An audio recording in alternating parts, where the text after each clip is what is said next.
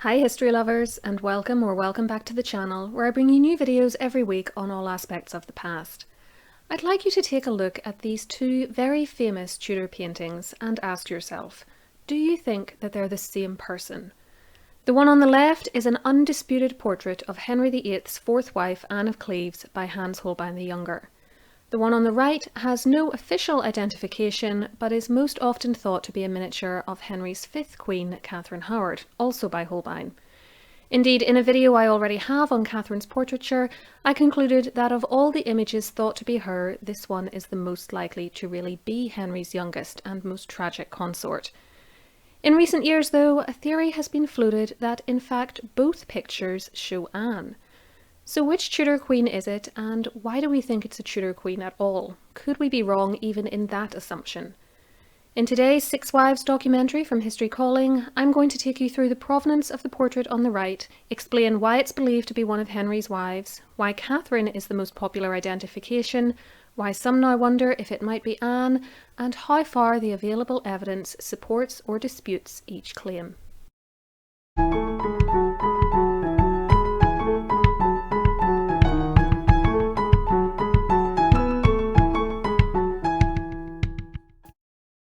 To support the channel, please give this video a like and subscribe with notifications switched on so you never miss one of my uploads. You can also follow me on Instagram where my username is History Calling. There's a link for that in the description box below, as well as links for some other videos, books and TV shows about Anne and Katherine. Let's start with a quick historical overview to get us situated. After the death of his third wife, Jane Seymour, in 1537, Henry VIII went on the hunt for a fourth queen and opted to make a strategic alliance with a foreign royal house rather than marry another Englishwoman. One of the candidates was Anne of Cleves, and so in 1539 the great court painter Hans Holbein the Younger was sent to create a portrait of her. This image was the result, along with a miniature of the same portrait which you can see here and which is now held in the Victoria and Albert Museum in London. These pictures are undisputed contemporary paintings of Anne of Cleves. Henry decided to go ahead with the marriage, but after a disastrous first meeting with Anne, things quickly fell apart. Though the wedding went ahead on the 6th of January 1540, Henry claimed that he couldn't consummate it, cast doubts on Anne's honour, said he didn't like her, and promptly fell in love with one of her ladies-in-waiting, Katherine Howard. Henry and Anne's marriage was annulled in early July 1540, and Henry married Katherine 3 weeks later. In late 1541, however, his fifth wife suffered an epic fall from grace after stories emerged of pre- and possibly post-marital affairs, and Henry had her executed at the Tower of London on the 13th of February 1542. There are no confirmed portraits of Katherine in existence, very limited evidence regarding her looks from those who saw her, and when her final resting place in the chapel of St. Peter ad Vincula was disturbed in the 1870s, no bones believed to be her were found, though her cousin Anne Boleyn was located. See my video on digging up Anne Boleyn for more details. We therefore have very little solid evidence regarding Katherine's appearance, though the French ambassador, Charles de Marillac, said after he had seen her that she possessed moderate beauty with a small and slender stature and delightful countenance. That brings us to her possible portraiture. As I've mentioned already, this painting is one of several which have been put forward as potential images of Katherine through the years, and I'm not going to go through them all again now, as you can hear about them in detail in my video on what she looked like. The miniature in question exists in the two versions you see here. The fact that two versions were made is in itself important, by the way, as it suggests a sitter of some renown. One belongs to the Duke of Buccleuch, the other is in the Royal Collection of the United Kingdom. It is one of the most popular contenders for a contemporary image of Katherine because of the jewellery she is wearing. The necklace you see around her neck perfectly matches a necklace seen on Jane Seymour in her famous contemporary portrait by Holbein. It is made up of clusters of 4 pearls alternating with rubies set in gold, a sequence of jewels you can also see around Jane's headdress and the trim of her neckline. It appears again around the headdress and neckline in a portrait of Catherine of Aragon, and if you go back another generation, here it is once more on the headdress of Henry's mother, Elizabeth of York, though this isn't a contemporary image from her lifetime. The jewels the sitter in the miniature is wearing around her neck and on her French hood also align with a 1541 inventory listing jewels given to Catherine Howard by Henry. This inventory includes mention of a, quote, upper habillement, that's the trim around the top of a French hood, of goldsmith's work, enamelled and garnished with 7 fair diamonds, 7 fair rubies, and 7 fair pearls, all of which match the jewels on the highest point of the hood this sitter is wearing. Catherine was also gifted a necklace, quote, containing 28 rubies and 29 clusters of pearls, being 4 pearls in every cluster. Finally, there was an ouch or pendant of gold, having a very fair table diamond and a very fair ruby with a long pearl hanging at the same. Again, the descriptions match everything we're seeing in this miniature, as well as the necklace Jane Seymour wore. The lady in this portrait is wearing the English Queen Consort's jewels and Tudor-style clothing dating to the 1530s or 40s. This is why an identification as one of Henry's wives is so frequently put forward.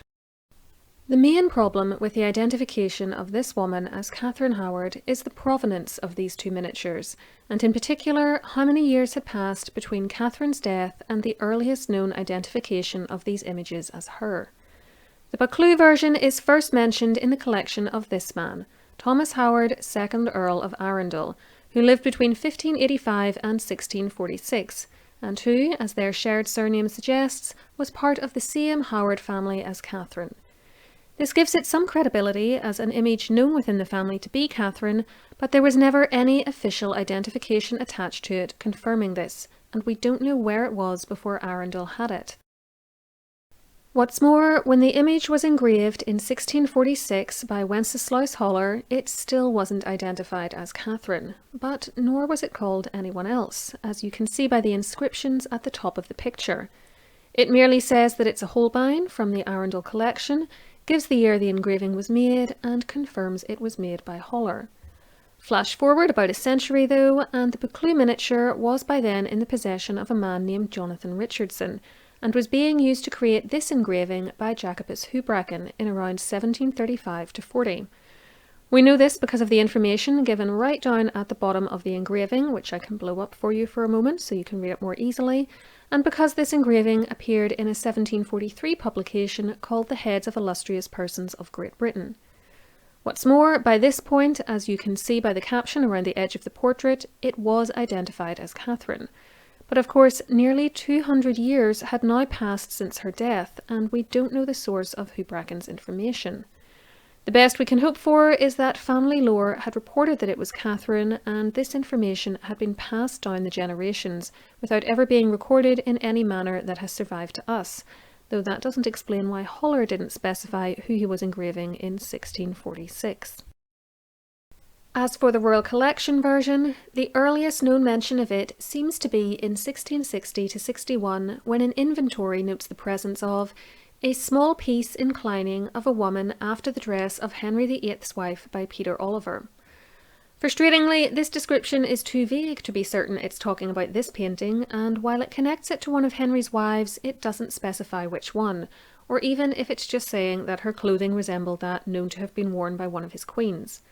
The attribution to Oliver, who was an English miniaturist who died in 1647, is also interesting. If correct, it suggests that this is a copy of the Buccleuch version made many decades later, or that this inventory reference is to an entirely different painting. The Royal Collection website, which includes this quote, specifically says that the miniature dates to around 1540, indicating that the Oliver connection was an error made back in the 1660s, or that this description does indeed refer to a different painting. It was only in 1837 that the miniature we're interested in appeared for certain in the inventories of the Royal Collection, and at that point it was listed as Catherine Howard. So where does Anne of Cleves come into all this? Well, in 2021, author Franny Moyle argued in her book The King's Painter, linked below, that this might be a picture of Queen Anne. She claims that the two sitters look remarkably alike, especially around the eyes, that they are both wearing a ring with a square black diamond in it, that the fact that the Buccleuch image is backed onto a 4 of diamonds playing card is a reference to Anne being Henry's 4th wife, and of course that as Queen, Anne would have had access to the consort's jewellery, including the necklace we've been looking at. There is also the fact that once Anne was in England, she did alter her clothing and began to wear the fashionable French style of hood that we see in the miniature, rather than the heavy Germanic headdress we see in her most famous portrait. We know this because the chronicler Edward Hall tells us so, saying that on the Sunday after her wedding, Anne, quote, was apparelled after the English fashion, with a French hood. I take Moyle's point that the women have similar hooded eyes, but I don't personally see any other great similarity in their looks. I also think a ring with a dark stone in it is too generic a design to really mean much. Jane Seymour seems to be wearing something similar in her Holbein, for instance, as is Catherine Parr in this image. Anne was wearing hers in a portrait painted in Cleves though, remember, so there's no question that the ring was part of the English Royal Jewel collection.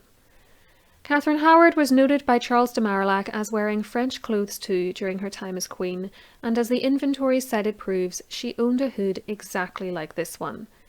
If the miniature is of Anne, we therefore need to believe that Henry humiliated her by having her hand over items of her clothing to her successor. This is despite the fact that all the evidence shows he actually treated her very well in their annulment, making her a rich woman and giving her the status of his sister. It's one thing to take back a suite of official royal jewels, we know he'd done that several years earlier with Catherine of Aragon when he wanted to give them to Anne Boleyn, but another to take Anne of Cleves' clothing off her during their much less acrimonious split. As for the playing card, I really think we're stretching here, and that a card was simply a fairly cheap, small, and readily accessible piece of stiffened paper that could be used to back the portrait onto. If we're going to search for meanings here, then why wasn't a queen card used? Especially as Henry had had his first and second marriages annulled, and would have viewed Anne, however briefly, as being only his second true wife after Jane, not his fourth. Would Holbein really have wanted to throw in a dig at the king's marital history in this way? And why would he have been painting another portrait of Anne this fast anyway? His previous commission had helped to persuade Henry to send for her to become his wife, and that had turned into a disaster. The real clincher for me, though, is another comment by Edward Hall, in which he describes Anne's appearance at her wedding. On that day, he said, she wore, quote, her hair hanging down, which was fair, yellow, and long. Anne was therefore unquestionably blonde. The word yellow just can't mean anything else. Hall's exceptionally detailed account of the events of the wedding day and the clothing Anne and Henry wore at different points during it also strongly suggests he was an eyewitness. The woman in this portrait, meanwhile, clearly has much darker hair, of an auburn or chestnut hue. There is another wrinkle in the story. Jane Seymour was known to gift some of her jewellery to her ladies-in-waiting, and one of them, Mary Brandon, Lady Monteagle, has been suggested as a possible sitter for the original miniature based on a supposed resemblance between a known image of her and our mystery woman. To believe this, though, you have to believe that Jane Seymour gave away part of the royal collection of jewels, traditionally passed from one consort to the next, and that Henry let her do it, despite the problems of getting them back from Catherine of Aragon after their split. Mary Brandon was the daughter of his great favourite and brother-in-law, Charles Brandon, Duke of Suffolk, but by his second wife, Anne Brown, rather than by Henry's sister, Mary Tudor Queen of France, who was his third wife. In other words, Mary wasn't actually Henry's niece, making it even less likely to me that Jane would have been allowed to give her such an extravagant gift, a necklace which was so spectacular that Jane opted to wear it in her official portrait as queen. The necklace also definitely appears in the list of jewels given to Katherine Howard, remember, so are we to believe that it was so unimportant that Jane was able to give it away, yet so important that it was retrieved within just a few years and was in a list of the Queen's jewels right around the time it was being painted around the neck of another woman? And if this isn't a queen, then why is this woman wearing not just the consort's necklace, but also a French hood we know belonged to Katherine Howard? Lastly, I just don't think, and this is merely my opinion, that Mary Brandon looks like the woman in either version of the miniature.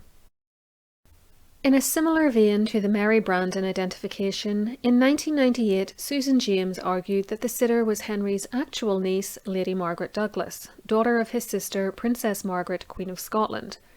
I'm highly sceptical of this idea too, for the same reasons I doubt the Mary Brandon identification. I don't think it looks like her, and I don't see how she would get her hands on the consort's necklace and the personal clothing of the Queen to have her portrait painted, nor do I think she would have needed to. Margaret Douglas would have had her own clothes and jewellery to be painted in. Speaking of which, I have a video on a spectacular jewel she had commissioned, known as the Darnley or Lennox jewel, which I'll leave linked for you.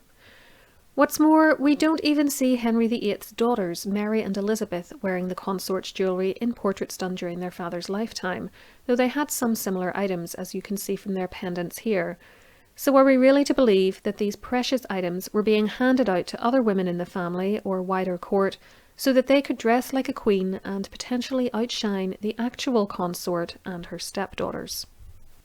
Finally, I know from comments under my previous video on Katherine's portraiture and one on her age, that some look at this image and think that the sitter looks too old to be her.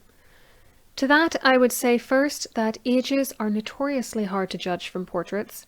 Second, that this is a miniature, and even Holbein will have been slightly restricted in the level of detail he could squeeze in when working with something so small. And third, that Katherine may have just looked a little older than her years. I've always thought that if I didn't know the girls and women in these portraits were about 13, 17 and 21, I could easily believe that Princess Elizabeth was in her early 20s, that the supposed image of Katherine from the Met Museum could show a woman anywhere from 15 to 30, and that the lady in the Toledo portrait was a decade older than the 21 years ascribed to her in the painting's caption. There was no sunscreen in the 1540s after all. People on average aged faster and died younger, even if they weren't being executed. I've never had any difficulty myself in believing that this could be a young woman of around 17 to 20 years old, painted in about 1541. See my video on when Katherine was born to understand better why I'm giving that as her age range. The only other Howard woman who became queen and would have had access to these jewels, and at a stretch the hood, was Anne Boleyn, who died several years before this portrait was created, and whose physical descriptions and other portraits don't match this woman's. Granted, none of Anne's portraits are contemporary, but we do at least have copies of contemporaries. To sum up then, I think the combination of the necklace and the headdress strongly suggests that this is Katherine Howard rather than any of Henry's other wives or any other woman. The fact that Anne of Cleves was described as blonde by a contemporary witness further rules her out as a sitter in these miniatures, even if she did happen to also have hooded eyes and wear French-style clothing sometimes. I'm not happy that the earliest known identification of the portrait as Katherine came so long after her death, but the fact that the Buccleuch miniature was in the possession of the Howard family strongly suggests to me that it was a painting of one of their members and that the family simply knew who it was, without having to paint a name onto it. Perhaps it even had a tag with it originally, which is now long gone. I don't really see any significance in the playing card stuck on the back of the Buccleuch version of the portrait, and I certainly don't think that Henry was letting his wives hand out the prized Queen Consort's jewels to their ladies-in-waiting. As always though, I'm keen to read your thoughts on this theory. Let me know below who you think the miniature might be of and why, and for more on Henry's wives, try one of these suggestions next. Whatever you choose, please enjoy, and until next time, keep learning.